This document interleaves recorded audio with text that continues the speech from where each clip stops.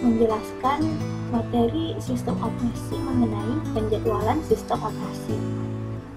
Langsung saja, sebelum kita masuk materi, kita harus mengerti dulu apa itu penjadwalan sistem operasi. Penjadwalan merupakan kumpulan kebijaksanaan dan mekanisme di sistem operasi yang berkaitan dengan urutan kerja yang dilakukan oleh sistem komputer.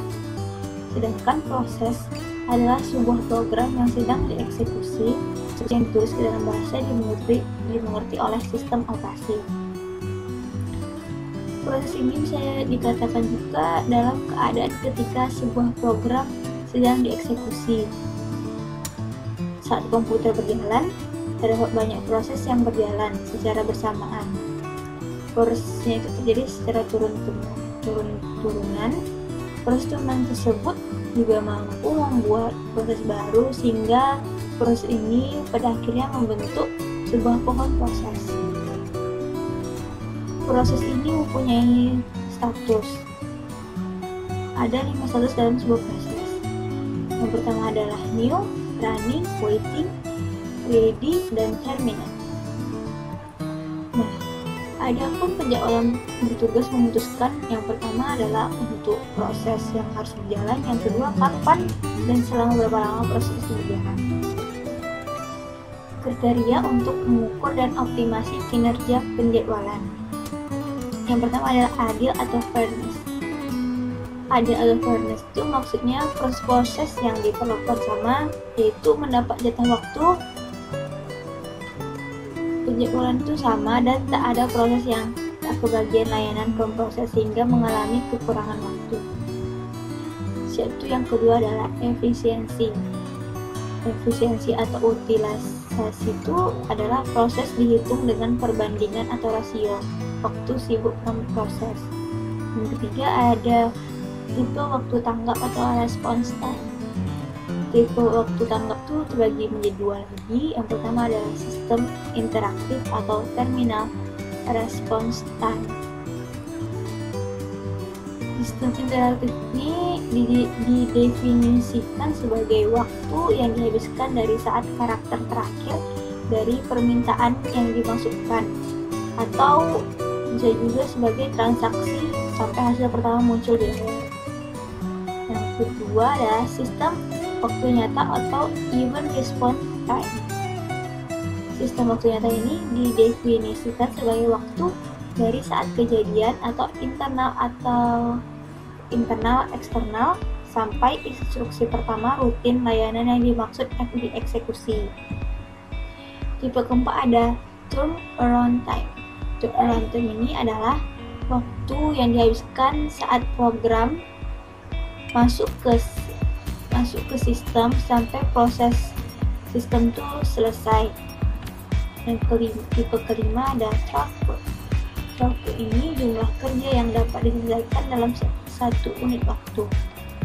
Cara mengekspresikan throughput itu dengan jumlah job pemakai yang dapat dieksekusi dalam satu unit. Sasaran penjadwalannya adalah memaksimalkan jumlah proses yang dilayani per satu interval waktu. Lebih tinggi angka throughput, maka lebih banyak kinerja yang dilakukan sistem. Tipe penjadwalannya itu yang pertama adalah short term scheduler atau penjadwalan jangka pendek.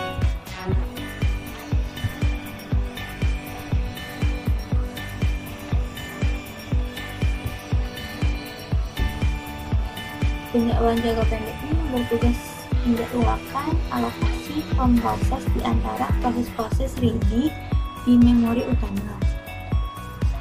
Penjadwalan ini dijalankan setiap terjadi pengalihan proses untuk memilih proses berikutnya yang harus dijalankan. Tipe penjadwalan kedua ada medium term scheduler atau penjadwalan jangka menengah. Penjadwalan jangka menengah ini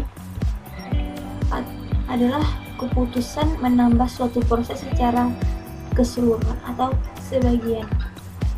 Nah, selanjutnya ada penjadwalan jangka panjang atau long term schedule.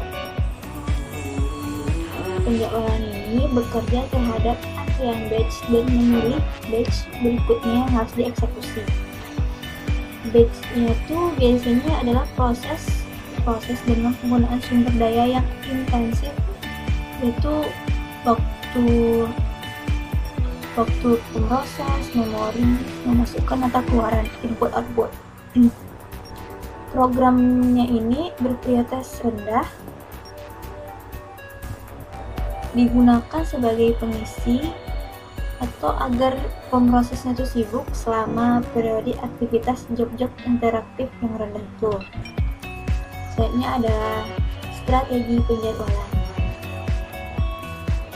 Yang pertama, strategi penjadwalan itu adalah penjadwalan non-preemptive atau run to completion. Penjadwalan non-preemptive ini ketika proses diberi jatah layanan pemrosesan atau proses tidak dapat diambil alih atau proses lain sampai proses itu selesai, berarti proses itu tidak dapat diambil alih. Non-preemptive ini juga disebut run to completion karena prosesnya itu telah dijadwalkan akan dijalankan sampai selesainya atau proses tersebut meminta layanan masukan atau keluaran. Yang kedua ada penjadwalan preemptive. Diberi jatah layanan pemroses, maka pemrosesan dapat diambil alih proses lain yang mempunyai prioritas lebih tinggi berdasarkan kriteria sistem itu. Berarti proses ini bisa diambil alih ke yang sifatnya lebih penting atau prioritasnya itu lebih tinggi dibanding yang harus gitu. Penjadwalan preemptive ini berguna pada sistem, yakni proses yang perlu mendapat perhatian atau tanggapan pemroses secara cepat. Misalnya pada sistem waktu nyata kehilangan interupsi, yaitu interupsi tidak segera dilayani dapat berakibat fatal, berarti harus dilayani di luar dia. Yang kedua, pada sistem interactive time sharing, penjadwalan preemptive penting agar dapat menyamai waktu tanggap yang memadai. Berarti di sini preemptive ini berguna untuk menyelamatkan sistem proses tersebut karena itu lebih penting. Itu kita teliti algoritma penjadwalannya. Algoritma yang menerapkan strategi non-preemptive di antaranya adalah FIFO atau first in first out atau FCFS, first come first serve, yaitu proses yang pertama kali meminjam jatah waktu untuk menggunakan CPU akan dilayani terlebih dahulu. Berarti yang pertama datang pertama dilayani. Job first adalah algoritma penjadwalannya optimal dengan rata-rata waktu tunggu yang meskipun algoritma ini optimal, namun pada kenyataannya sulit untuk diimplementasikan karena sulit untuk mengetahui panjang CPU bus berikutnya.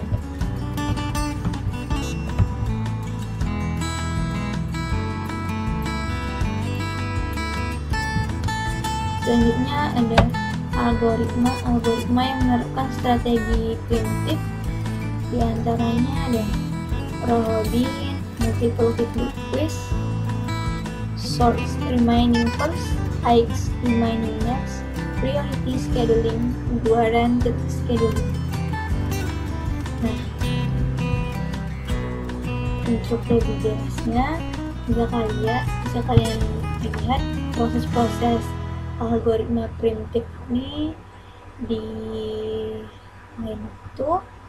Mungkin hanya ini yang dapat saya sampaikan. Lebih dan kurangnya mohon maaf. Assalamualaikum warahmatullahi wabarakatuh.